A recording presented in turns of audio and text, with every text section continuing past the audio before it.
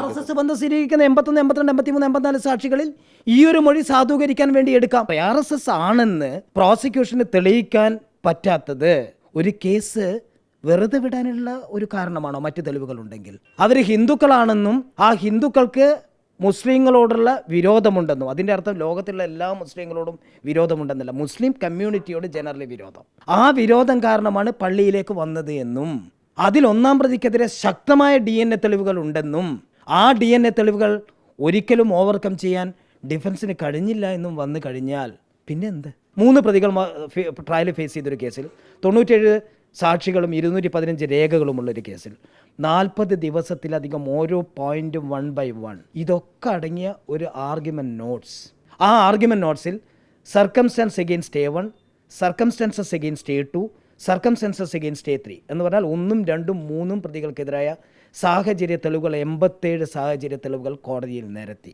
എന്തുകൊണ്ട് ആ വിധിപ്പകർപ്പിൽ ഈ 81 മുതൽ 84 വരെ സാക്ഷികൾ പറഞ്ഞ കാര്യങ്ങളൊന്നും പ്രതിഫലിച്ചു വന്നില്ല? ഇത് പറയാനുള്ള ധൈര്യം വി ഡി സതീശനുണ്ടോ? ഇത് പരിശോധിച്ച് ഉറപ്പുവരുത്താനുള്ള ധൈര്യം വി ഡി സതീശനുണ്ടോ? അല്ലാതെ ഇപ്പം ഗവൺമെൻറ്റിനെതിരായിട്ട് അറ്റാക്കിൽ വി ഡി സതീശൻ വെറുതെ ഒരു സ്പെഷ്യൽ പ്രോസിക്യൂട്ടറെയും അതുപോലെ തന്നെ കേരള പോലീസിനെയും വെറുതെ വലിച്ചെടുക്കും.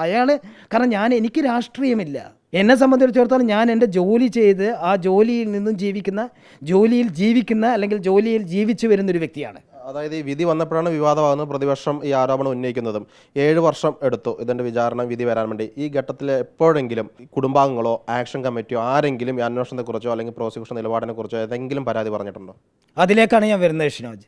അതായത് 20/3/2017 നടന്ന കൊലപാതകം അന്ന് തന്നെ, അതായത് മോർണിംഗ് തന്നെ ഇൻവെസ്റ്റിഗേഷൻ ആരംഭിച്ച് 85 ദിവസത്തിനുള്ളിൽ സമയബന്ധിതമായി ചാർജ് ഷീറ്റ് കൊടുത്തു. കേരളത്തിലെ പ്രമുഖനായ സീനിയർ അഭിഭാഷകൻ, എൻ്റെ ഗുരുവായിരുന്ന അഡ്വക്കേറ്റ് M. അശോകനെ ഗവൺമെൻറ് സ്പെഷ്യൽ പ്രോസിക്യൂട്ടറായി റിയാസ് മൗലവിയുടെ ഭാര്യയുടെ ആവശ്യപ്രകാരം നിയോഗിക്കുന്നു. അന്നു മുതൽ ഈ കേസിൽ ട്രയൽ നടത്തിക്കൊണ്ടിരിക്കുന്നത് ഞാൻ തന്നെ. ഈ 7 വർഷക്കാലം വി ഡി സതീശൻ കിടന്നുറങ്ങുമായിരുന്നോ? 7 വർഷക്കാലം ലീഗിൻ്റെ ആൾക്കാർ കിടന്നുറങ്ങുമായിരുന്നോ? അന്നൊക്കെ വളരെ ഭംഗിയായി ഈ കേസിൻ്റെ വിചാരണ നടന്നു. ഓരോ ഘട്ടങ്ങളിലും പേപ്പറിലൂടെ ഈ വിചാരണ കാര്യങ്ങൾ റിപ്പോർട്ട് ചെയ്യുന്നു, പിന്നീട് വിധി വെക്കുന്നു. ഈ വിധി വെറുതെ നീണ്ടു പോകുന്ന സമയങ്ങളിൽ വി ഡി സതീശൻ എവിടെയായിരുന്നു? ആ സമയത്തൊക്കെ എന്തെങ്കിലും സംശയമുണ്ടെങ്കിൽ ഉന്നയിച്ചുകൂടായിരുന്നോ? ഈ കേസിൽ ഒരു കേസ് വെറുതെ വിടാം, ഒരു കേസ് ശിക്ഷിക്കാം. ശിക്ഷിച്ചാലും വെറുതെ വിട്ടാൽ അപ്പീലുകളുണ്ട് രാജ്യത്ത്. ഇത് അവസാനത്തെ കോടതിയല്ലല്ലോ.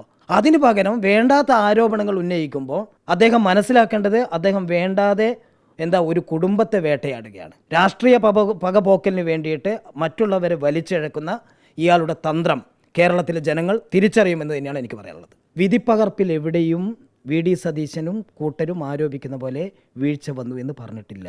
ഇന്ത്യ രാജ്യത്തെ കോടതി പ്രതികളെ കുറ്റവിമുക്തരാക്കുമ്പം അവരെഴുതുന്ന ബഹുമാനപ്പെട്ട ജഡ്ജസ് എഴുതും, prosecution has failed to prove the charges. അത് തന്നെയേ ഈ വിധിയിൽ ആവർത്തിച്ചിട്ടുള്ളൂ. അല്ലാതെ ഞാൻ വീണ്ടും പറയണു, വീഴ്ച പറ്റി, ഗുരുതരമായ വീഴ്ച എന്ന് ജഡ്ജ്മെൻറ്റിൽ ഏത് പാരഗ്രാഫിൽ ഏത് പേജിലെന്ന് മിസ്റ്റർ വി ഡി സതീശൻ പറയട്ടെ. ആർക്കും വിളിച്ചു പറയാലോ വീഴ്ച പറ്റി, ഗുരുതരമായ വീഴ്ച, അങ്ങനെ സംഭവിച്ചു, ഇങ്ങനെ സംഭവിച്ചു, ആർക്കും വിളിച്ചു പറയാലോ. അതിൻ്റെ ക്വസ്റ്റ്യൻ അത് യഥാർത്ഥത്തിൽ സംഭവിച്ചതാണോ? പോലീസിൻ്റെ ഭാഗത്തുനിന്നും പ്രോസിക്യൂഷൻ്റെ ഭാഗത്തുനിന്നും, ഐ റിപ്പീറ്റ്, പോലീസിൻ്റെ ഭാഗത്തുനിന്നാവട്ടെ പ്രോസിക്യൂഷൻ്റെ ഭാഗത്തുനിന്നാവട്ടെ, ഈ കേസിൽ 100% നീതി പുലർത്തി നടത്തിയ കേസാണ്. അത് റിയാസ് മൗലവിക്കും കുടുംബത്തിനും അറിയാം, ആക്ഷൻ കമ്മിറ്റിക്കും അറിയാം.